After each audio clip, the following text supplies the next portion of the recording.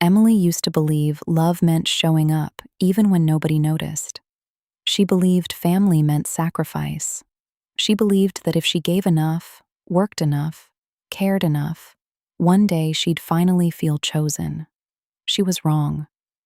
Thanksgiving arrived wrapped in warm lights and familiar traditions. The house smelled like roasted turkey and cinnamon. Glasses clinked. Laughter floated through the dining room. From the outside, it looked perfect. But some tables carried tension underneath the tablecloth. Emily sat quietly at her parents' oak dining table, turning her fork through food she could barely taste. She stared at the meal she had helped pay for, inside the home she had quietly helped keep standing. For years, she had covered bills when money ran short. Mortgage payments, utilities, groceries, unexpected expenses. Not because anyone asked politely, because if she didn't step in, things fell apart. And somewhere along the way, everyone stopped seeing it as kindness. They started seeing it as expected. Then her father's voice cut across the room. Paying bills doesn't make you family. The laughter disappeared. The room froze. Emily looked up slowly. Her mother avoided her eyes. Across the table, her brother sat confidently in a designer watch, leaning back like he owned the room. Then her mother sighed. "You've always been jealous of your brother," she said softly. "Look at him. He's successful." The words landed heavier than yelling ever could. Because Emily wasn't angry. Not immediately. She was tired. Tired of being useful but invisible. Tired of being appreciated only when she was giving something away. She carefully placed her fork beside her plate. Then she smiled. "Okay," she said quietly. Everyone stared. "If I'm not family," she stood. "Then he can take over the $12,800 I've been covering." Silence. Complete silence. Her brother blinked. "What?"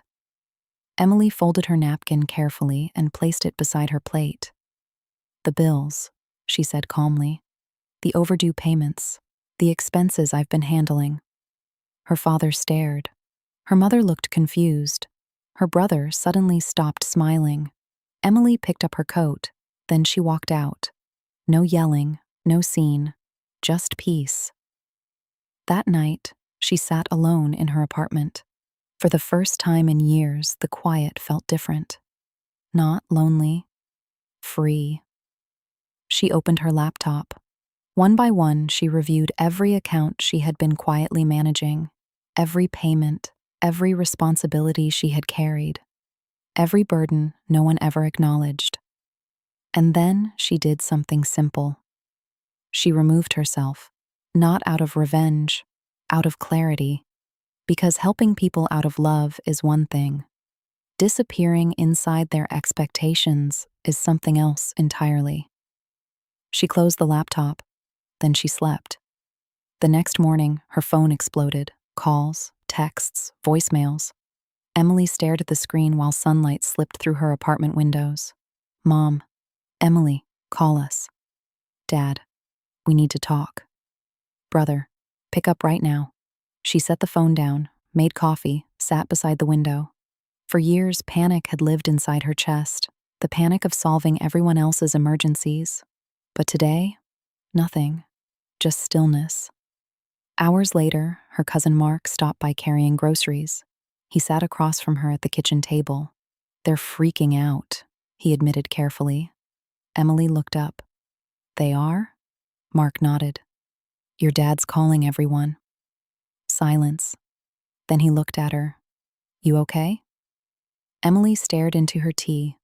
Funny question, because for years she thought love meant exhaustion, thought being needed meant being valued. But sitting there, inside her small apartment with quiet walls and warm light, she realized something. She wasn't carrying the world anymore, and without that weight, she could finally breathe.